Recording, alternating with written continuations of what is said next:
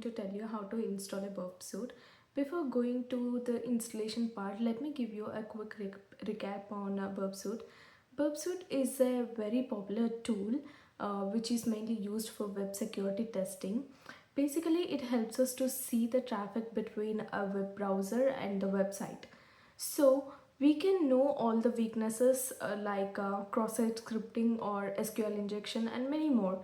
So in simple words, Burp Suite is like a hacker's toolbox, but only for ethical hacking and learning purposes. Let's get started with the installation part. Coming to the installation part, first go to the website portswigger.net. I'm going to mention this in the description box as well. Then go to products. Here you can see various versions. I'm going with the community edition because it's free and select that.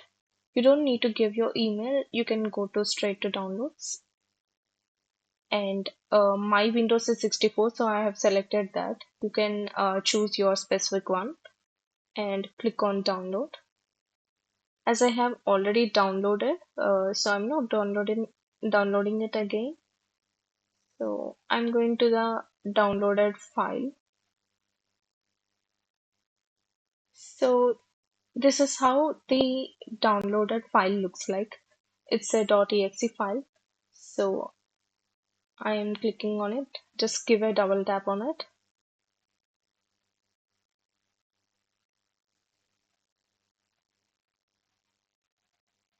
After that, in the welcome wizard, click next.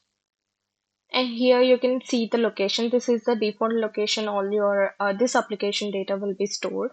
So click on next. Click next again.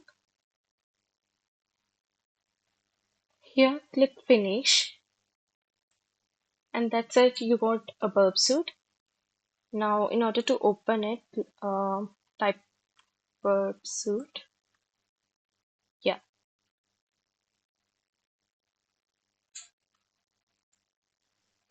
Click on temporary project in memory for now and click next. Here you can see two options, load from configuration file.